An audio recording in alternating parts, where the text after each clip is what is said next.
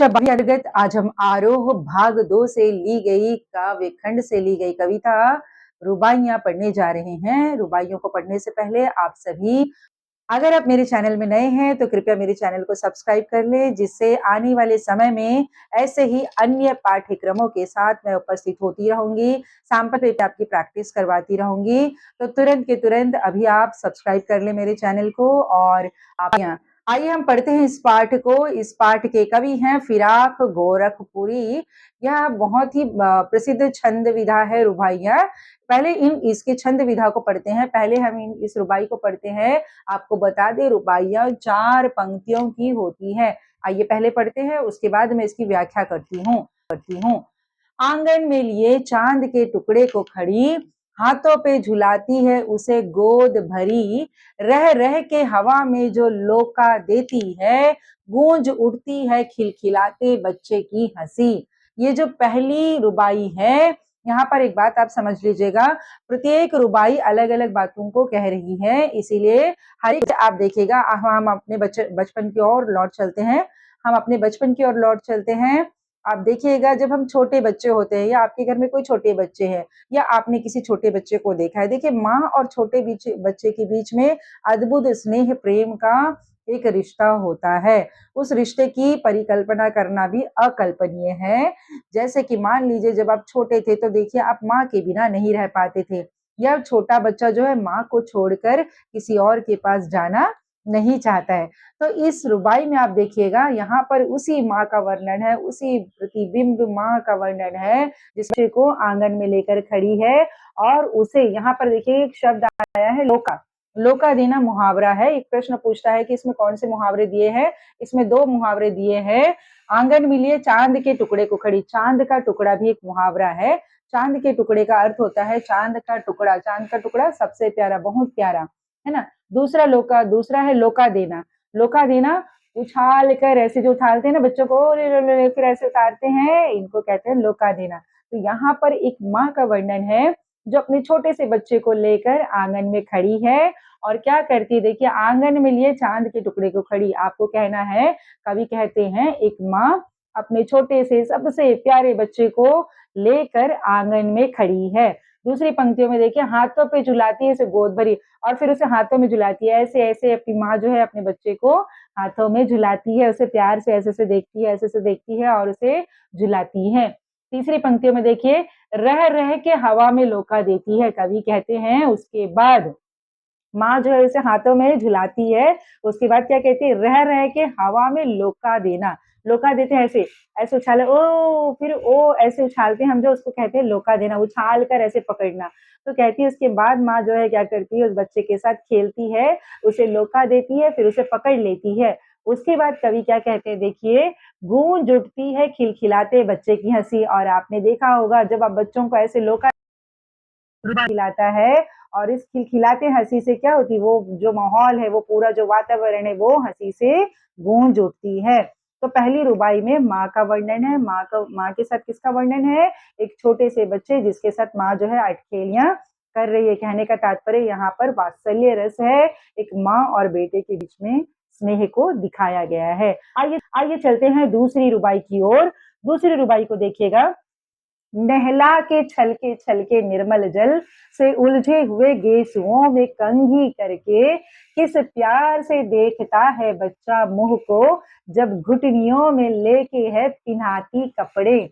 देखिए यहाँ पर देखिए, निर्मल, निर्मल स्वच्छ जल को कहा गया है। निर्मल किसे कहा गया है, स्वच्छ जल को कहा गया है। उलझे गेसुओं, गेसु शब्द पूछता है, कभी भी प्रश्न पूछते हैं कि गेसु शब्द का क्या अर्थ है। गेसु शब्द का अर्थ है बाल, है ना। उसके बाद कहते हैं कंघी करके, तो बालों में कंघी करके। उसके बाद किस प्यार से देखता है बच्चे मुंह को, जब घुटनियों में लेके पिन्हाती। पिन्हाती गांव के शब्द इस्तेमाल किया गया है यहाँ पर प्रयोग गांव के शब्द का है। पिन्हाती का अर्थ होता है पहनाती। देखिए अब इसका भावार्थ क्या है।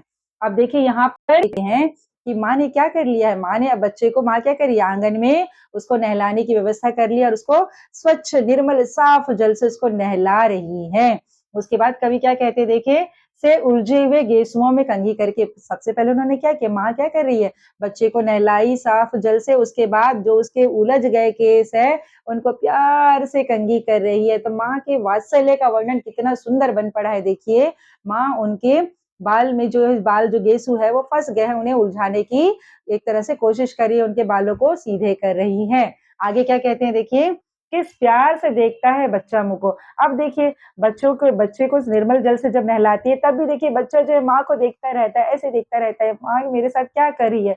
उसके बाद जब बच्चे को जो है माँ कंघी कर रही होती है घुटने पे बिठा के, तो क्या होता है घुटने में सुला के क्या करती है, बच्चे को माँ घुटने में सुलाकर क्या करती है, उनके बालों में ऐसे इस तरह से कंघी करती है। और माँ और बच्चे का जो प्रेम है वो अकल्पनीय है, उसकी शब्दों में जो है एक तरह से उनकी व्याख्या करना संभव नहीं है।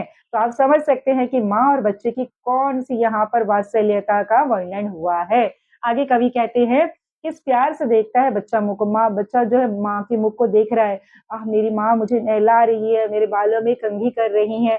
उसके बाद कवि क्या कहते हैं देखिए, जब घुटनियों में लेके है पिन्हाती कपड़े, अब क्या करते हैं वो बच्चे को घुटने में सुला देती है और उसको नए कपड़े पहनाती है, क्योंकि उसको नहला चुकी है तो उसे नए कपड़े पहनाती है। तो जब ये काम चल रहा है नहलाने का, बालों में कंघी करने का, कपड़े पहनाने का, तो बच्चा बड़े प्यार से टकटकी लगाए उसे देखता है। जो वात्सल्य बन पड़ा है, जो स्नेह बन पड़ा है, उनकी व्याख्या भी नहीं की जा सकती है।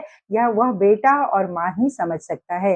आइए चलते हैं तीसरी रुबाई की ओर। रुबाई में दिवाली की शाम घर पूरे और सजे, चीनी के खिलौने जगमगा, तो घरों में रंग रोगन करते हैं, पेंट लगाते हैं, रंग लगाते हैं और सजा कर रखते हैं।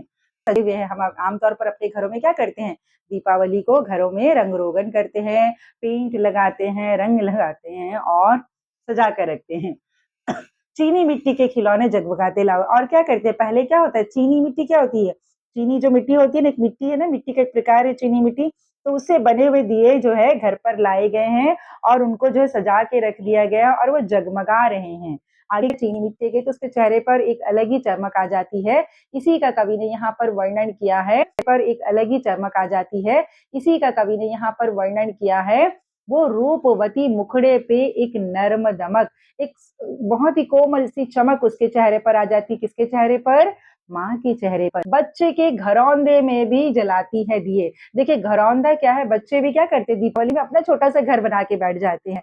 आंगन में ठुनक रहा है जिद आया है, आंगन में ठुनक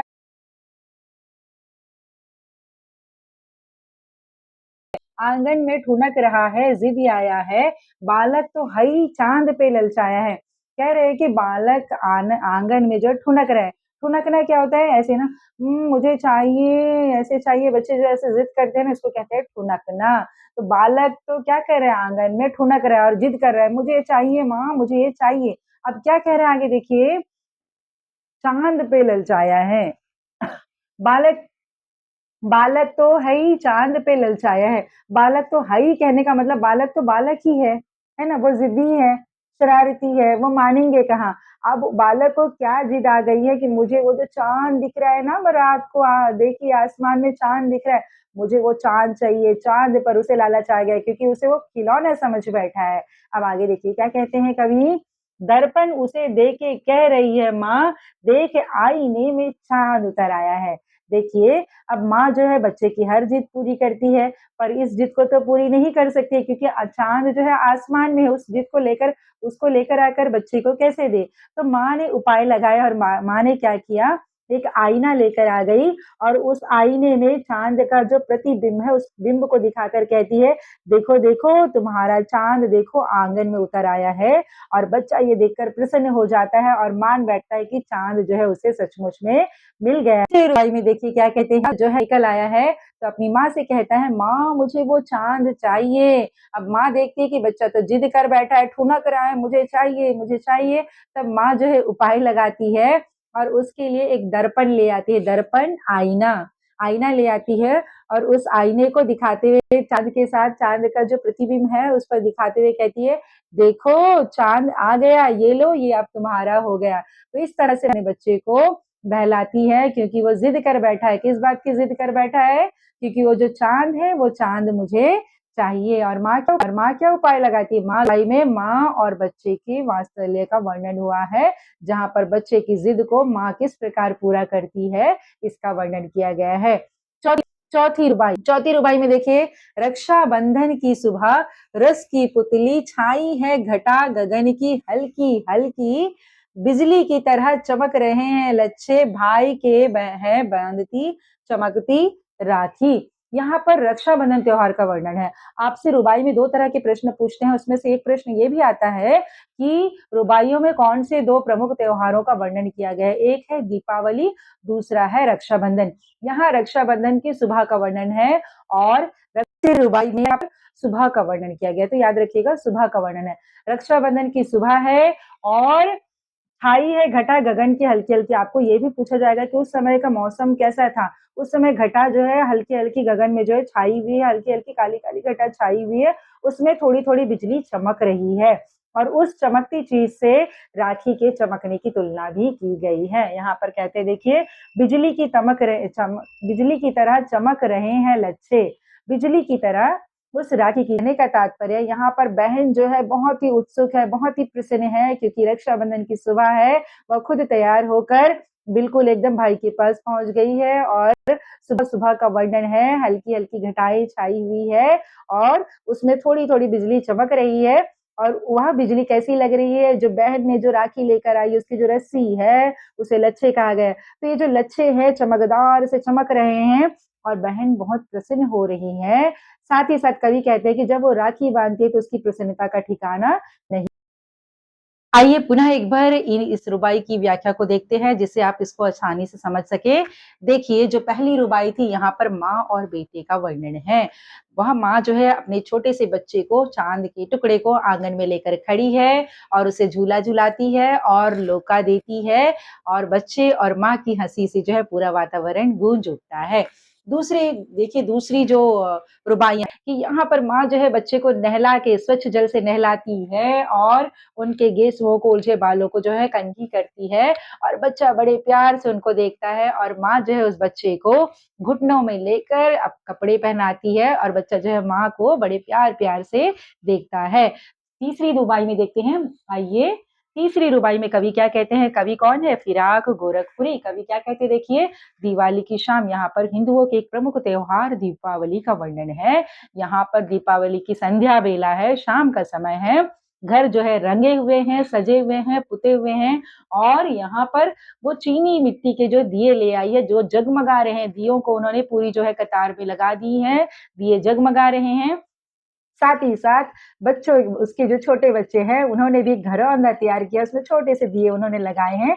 माँ जो है उस दिए पे भी जाकर रोशनी कर देती है और इस तरह से बच्चा और माँ दोनों प्रसन्न हो उठते हैं। कहने का तात्पर्य यहाँ पर दीपावली पर्व का वर्णन है और दोनों की प्रसन्नता का वर्णन है, दोनों के स्नेह का वर्णन है। आते हैं अगली रुबाई में, आंगन में ठुनक रहा है जिदियाया है। आंगन में ठुनक रहा है, यहाँ पर भी माँ और बच्चे की जिद का एक तरह से वात्सल्य वर्णन हुआ है।